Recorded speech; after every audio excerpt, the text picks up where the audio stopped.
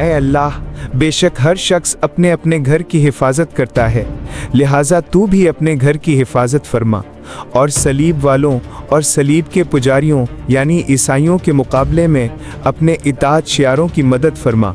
اس کی فوج کے اگلے دستہ نے مکہ والوں کے تمام اونٹوں اور دوسرے مویشیوں کو چھین لیا ہے۔ حضور اکرم صلی اللہ تعالیٰ علیہ وسلم کی پیدائش سے صرف 55 دن پہلے یمن کا بادشاہ ابرہہ ہاتھیوں کی فوج لے کر کعبہ ڈھانے کے لیے مکہ پر حملہ آور ہوا تھا۔ اس کا سبب یہ تھا کہ ابرہہ نے یمن کے دارالسلطنت صنعا میں ایک بہت ہی شاندار اور عالیشان گرجا گھر بنایا اور یہ کوشش کرنے لگا کہ عرب کے لوگ بجائے خانہ کعبہ کے یمن آ کر اس گرجا گھر کا حج کیا کریں۔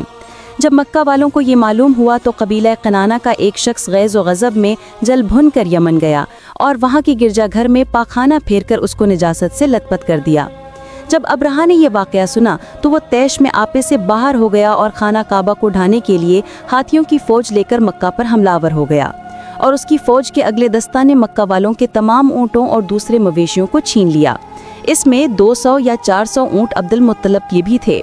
عبد المطلب کو اس واقعے سے بڑا رنج پہنچا، چنانچہ آپ اس معاملے میں گفتگو کرنے کے لیے اس کے لشکر میں تشریف لے گئے۔ جب ابرہہ کو معلوم ہوا کہ قریش کا سردار اس سے ملاقات کرنے کے لیے آیا ہے تو اس نے آپ کو اپنے خیمے میں بلا لیا، اور جب عبد المطلب کو دیکھا کہ ایک بلند قامت، رعبدار اور نہایت ہی حسین و جمیل آدمی ہے جن کی پیشانی پر نور نبوت کا جاہ و جلال چمک رہا ہے، تو صورت دیکھتے ہی ابرہہ مرعوب ہو گیا اور بے اختیار تخت شاہی سے اتر کر آپ کی تعظیم و تکریم کے لیے کھڑا ہو گیا اور اپنے برابر بٹھا کر دریافت کیا کہ کہیے سردار قریش، یہاں آپ کی تشریف آوری کا کیا مقصد ہے؟ عبد المطلب نے جواب دیا کہ ہمارے اونٹ اور بکریاں وغیرہ جو آپ کے لشکر کے سپاہی ہانک لائے ہیں، آپ ان سب مویشیوں کو ہمارے سپرد کر دیجئے۔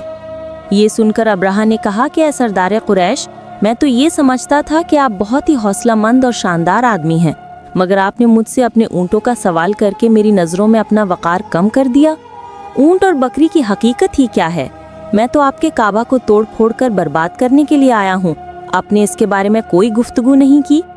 عبد المطلب نے کہا کہ مجھے تو اپنے اونٹوں سے مطلب ہے، کعبہ میرا گھر نہیں ہے بلکہ وہ خدا کا گھر ہے، وہ خود اپنے گھر کو بچا لے گا، مجھے کعبہ کی ذرا بھی فکر نہیں ہے۔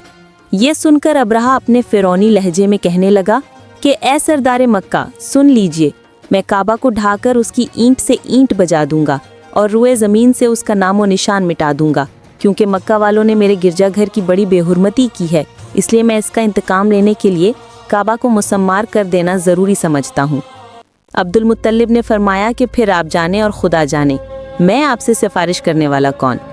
اس گفتگو کے بعد ابرہہ نے تمام جانوروں کو واپس کر دینے کا حکم دے دیا، اور عبد المطلب تمام اونٹوں اور بکریوں کو ساتھ لے کر اپنے گھر چلے آئے اور مکہ والوں سے فرمایا کہ تم لوگ اپنے اپنے مال مویشیوں کو لے کر مکہ سے باہر نکل جاؤ اور پہاڑوں کی چوٹیوں پر چڑھ کر اور دروں میں چھپ کر پناہ لو۔ مکہ والوں سے یہ کہہ کر پھر خود اپنے خاندان کے چند آدمیوں کو ساتھ لے کر خانہ کعبہ میں گئے اور دروازے کا حلقہ پکڑ کر انتہائی بے قراری اور گریہ و زاری کے ساتھ دربار باری میں اس طرح دعا مانگنے لگے کہ اے اللہ، بے شک ہر شخص اپنے اپنے گھر کی حفاظت کرتا ہے، لہٰذا تو بھی اپنے گھر کی حفاظت فرما، اور صلیب والوں اور صلیب کے پجاریوں یعنی عیسائیوں کے مقابلے میں اپنے اطاعت شیاروں کی مدد فرما۔ عبد المطلب نے یہ دعا مانگی اور اپنے خاندان والوں کو ساتھ لے کر پہاڑ کی چوٹی پر چڑھ گئے اور خدا کی قدرت کا جلوہ دیکھنے لگے۔ ابرہہ جب صبح کو کعبہ ڈھانے کے لیے اپنے لشکر جرار اور ہاتھیوں کی قطار کے ساتھ آگے بڑھا اور مقام مغمس میں پہنچا تو خود اس کا ہاتھی، جس کا نام محمود تھا، ایک دم بیٹھ گیا۔